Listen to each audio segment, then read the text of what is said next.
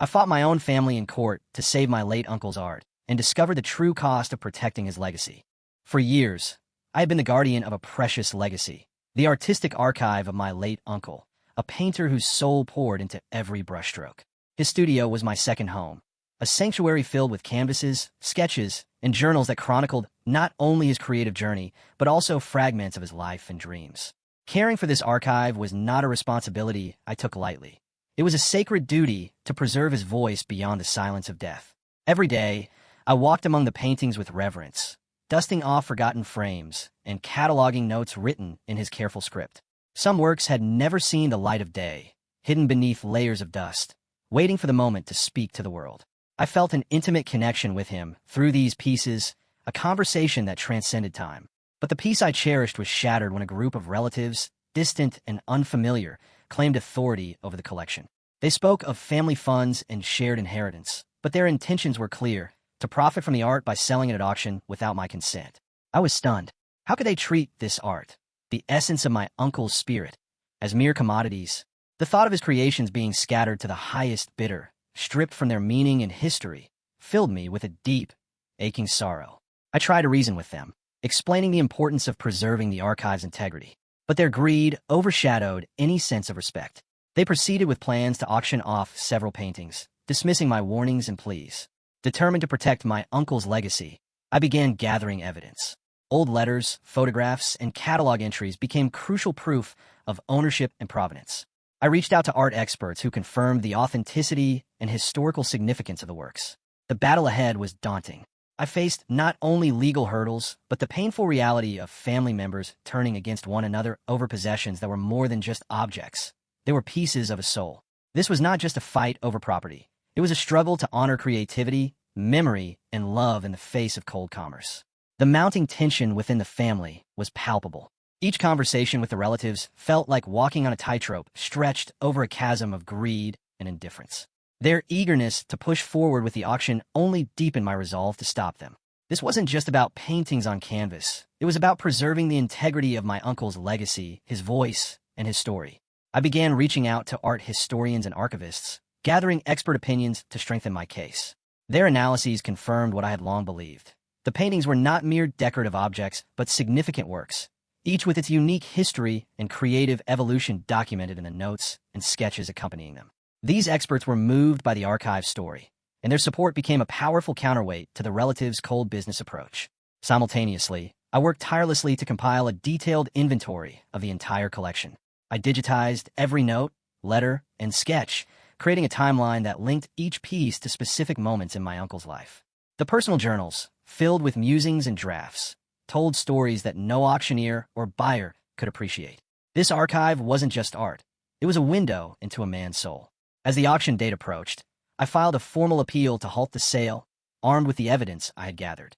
The legal process was draining, and I faced moments of doubt, but the thought of losing even a single painting to the auction block fueled my determination. The relatives, meanwhile, dismissed my efforts as interference. Their voices grew louder in family meetings, their intentions clearer: money over memory, profit over preservation. Yet I remained steadfast, guided by the belief that art is more than commerce. It is legacy. The struggle was exhausting, but revealed unexpected alliances. Some family members, previously silent, began to see the truth behind the cold ambition. Support came from unexpected quarters, strengthening my resolve and reminding me that I was not alone. Through every setback and victory, the archive remained my beacon, an enduring testament to a life lived through color and canvas. The day the auction was scheduled to take place felt like a storm gathering on the horizon, dark, tense, and inevitable. I woke up early, the weight of responsibility pressing down on my chest. This wasn't just a fight over paintings. It was a fight for justice for the soul of a man who had poured his heart into every stroke. My legal team and I had prepared meticulously, submitting all the documentation that proved the provenance of each piece. Letters, sketches, journal entries, all carefully archived to demonstrate the true ownership and significance of the works. The experts' testimonies were lined up, ready to dismantle the auction house's claims and the relatives' reckless greed. As I entered the courtroom, a mix of exhaustion and determination surged through me. Across from me sat the representatives of my family who had chosen profit over preservation. Their faces were hard, eyes filled with defiance. But I knew that the truth was on my side. During the proceedings, the auction house was forced to acknowledge the evidence, and the judge listened intently as the historical importance and rightful ownership of the paintings were laid bare. The relatives struggled to maintain their claims, but their arguments crumbled under the weight of undeniable proof. When the judge announced that the auction was to be annulled and the sale forbidden, relief flooded through me like a wave breaking on the shore. The paintings would not be scattered, sold off to strangers, or reduced to mere commodities. They would remain protected, preserved as my uncle had intended. But the victory wasn't without cost. The family was fractured further, the rift deepened by betrayal and greed. I felt the sting of loss, not just of the family I once knew, but of the trust that had been broken. The emotional toll was heavy, yet I held on to the conviction that I had done what was right. The auction house was ordered to return the paintings, and the court barred those responsible for managing or disposing of the estate's assets. It was a decisive blow against the exploitation of my uncle's legacy. Yet, as I stood among the canvases in the quiet of the studio, I couldn't shake a bitter feeling. Watching art reduced to commerce was painful. These works were not just objects. They were memories, emotions, fragments of a life lived fully and passionately. Protecting this archive had been my mission, a mission to preserve beauty, history, and love in a world often too quick to commodify everything. In the weeks following the court's decision, a fragile calm settled over the archive. The paintings remained safe, untouched by the cold hands of the auctioneer, and the stolen fragments of my uncle's life were back where they belonged. Yet, the atmosphere was tinged with a bittersweet aftertaste. The victory was hollow in some ways. The family ties, once a source of comfort, had been shattered by greed and mistrust. I spent long hours in the studio, surrounded by the familiar scents of oil paint and aged paper. Each canvas seemed to whisper stories, urging me to protect their meaning, to keep alive the creative spirit that had birthed them. I began to document the collection more rigorously, creating detailed records that would withstand any future attempts at manipulation or theft. Despite the legal triumph, I felt the weight of loneliness pressing down. The relatives who had sought to exploit the archive had largely withdrawn, leaving behind a silence that echoed louder than words. Some had disappeared from my life altogether, while others offered hollow apologies that could never mend the damage done. The emotional toll was profound. I grappled with the reality that protecting art sometimes means fighting against those who should love and respect it most. The pain of betrayal lingered, a shadow cast over moments that should have been filled with mourning and remembrance. Yet, amidst the sorrow, I found solace in small acts, carefully restoring a damaged frame, reading through my uncle's journals, sharing stories with close friends who understood the archive's significance. These moments grounded me, reminding me why I had fought so fiercely. The experience deepened my appreciation for the delicate balance between creativity and commerce. I saw how easily art could be reduced to a transaction, stripped of its soul and history. This realization fueled my determination to advocate for artists' rights and the preservation of cultural legacies. The archive was no longer just a collection of paintings. It had become a symbol of resilience, memory, and the enduring power of art to connect us across time. Though the scars remained, so did the hope that the archive would continue to inspire, educate, and touch hearts far beyond the reach of greed. The months that followed were a delicate dance between preservation and healing. Each day, I committed myself to the archive with renewed purpose, understanding more deeply that this wasn't just about physical paintings or papers, but about safeguarding a legacy that had been nearly shattered. I expanded the archive's catalog, collaborating with local museums and art historians to authenticate and exhibit some of the lesser-known works. Their interest reignited a passion within me, and suddenly the archive felt less like a battleground and more like a bridge between past and present. Invitations came to speak about the artist's life and the importance of protecting creative legacies. Standing before audiences, sharing stories from the journals, I realized that my mission had evolved.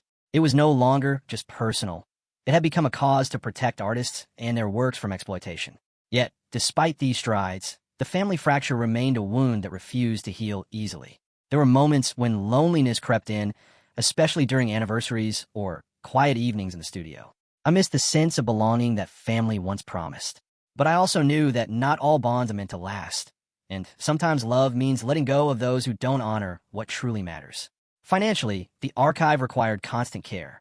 I sought grants and sponsorships, using the story of the legal battle to highlight the importance of cultural preservation. Slowly, support grew, both from institutions and individuals who recognized the value beyond the market price. Still, there were days when the sting of betrayal returned sharply. I caught myself imagining what might have been if my relatives had chosen respect over greed. But those thoughts were fleeting, replaced by a steadfast resolve to focus on what I could control, honoring the art, telling the stories, and ensuring that the archive survived for generations to come. In quiet moments, I often revisited my uncle's journals. His words, filled with dreams and doubts, became a compass guiding me through the complex maze of grief and responsibility. His passion was alive in every page, reminding me that creativity is immortal when nurtured with care. Though the path had been painful and winding, I was beginning to see a future where the archive wasn't just preserved but celebrated, a testament to resilience, love, and the enduring power of art to heal. Time, they say, heals all wounds, but some scars remain, etched deep within the soul. As the archive flourished under my care, the echoes of the family conflict lingered like shadows in the corners of my mind. Every now and then, I caught myself reflecting on what had been lost, not just the fractured relationships, but the trust and innocence that once colored my world. I made peace with the fact that not all family bonds are unbreakable. Some ties fray and snap, unraveling under the weight of selfishness and greed. Yet, in this painful truth, I found an unexpected freedom. Freedom to rebuild my life and legacy on my own terms, without the burden of betrayal clouding my vision. The archive became more than a collection. It evolved into a beacon for artists, historians, and lovers of culture. I organized exhibitions that showcased not only my uncle's work, but also highlighted the importance of artistic preservation and ethical stewardship. The community's response was overwhelming, filling me with a profound sense of purpose. In these moments, I felt my uncle's presence most vividly. His art had survived not just because of paint and canvas, but because of the love and dedication invested in protecting it.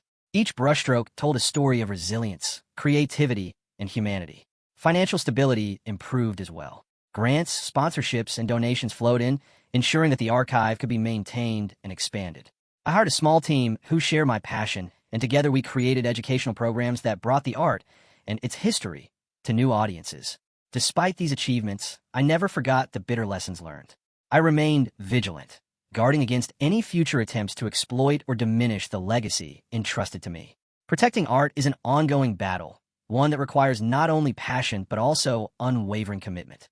On quiet evenings, as I sat amidst the canvases and journals, I allowed myself a moment of gratitude for the journey, with all its pain and triumphs, for the memories preserved, and for the future still waiting to be painted.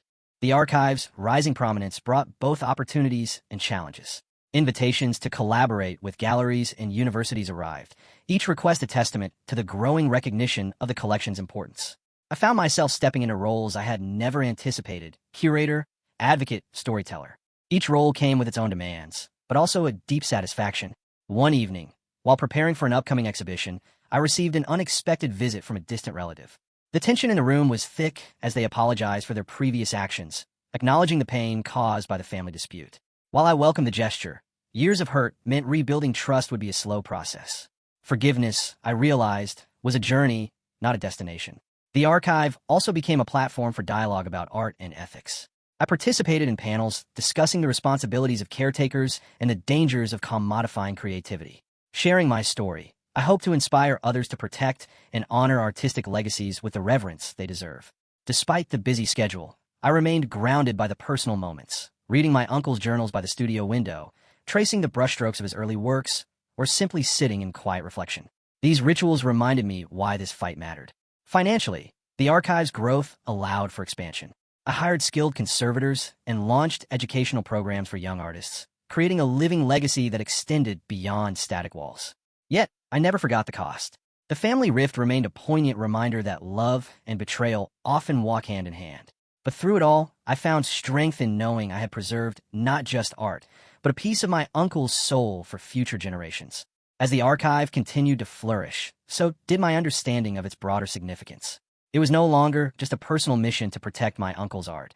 It had become a symbol of resistance against the commercialization of creativity. Every exhibition, every lecture, every conversation about the archive was a step toward redefining how we value art and heritage.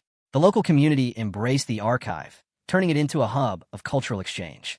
Artists came to seek inspiration, students attended workshops eager to learn about preservation, and historians found a treasure trove of insights into an era long past.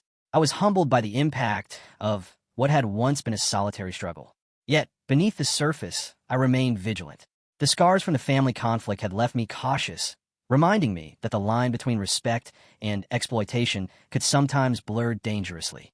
I took care to establish clear protocols and partnerships that ensured the archive's integrity would never again be compromised. In quieter moments, I reflected on the emotional journey, the loss, the betrayal, the hard-won victories.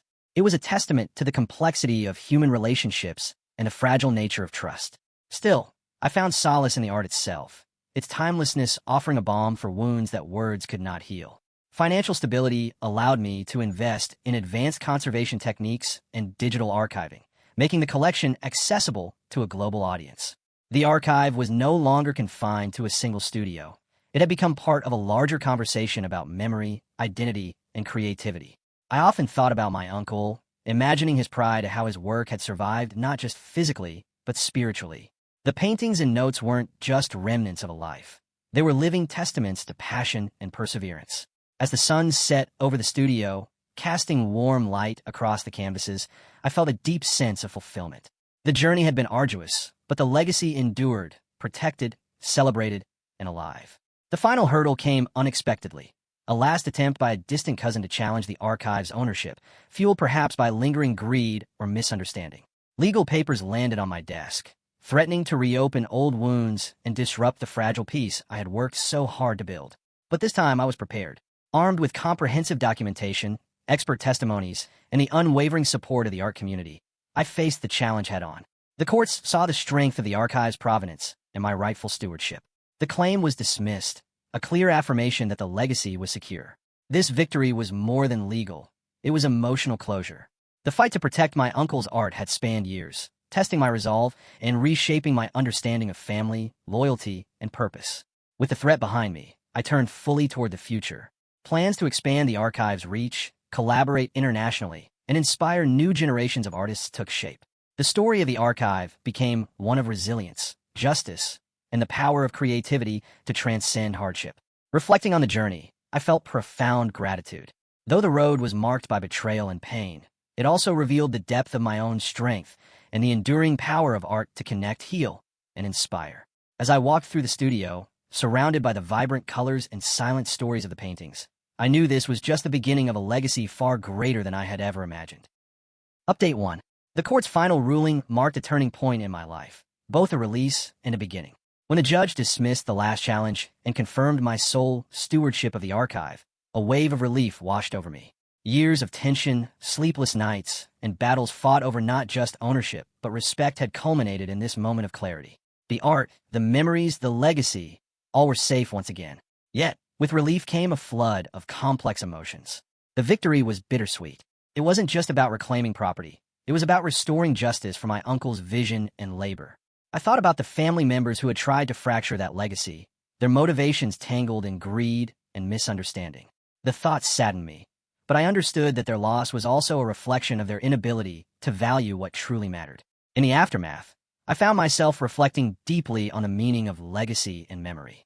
It became clear that art, in its purest form, is more than aesthetic. It is a vessel of identity and history.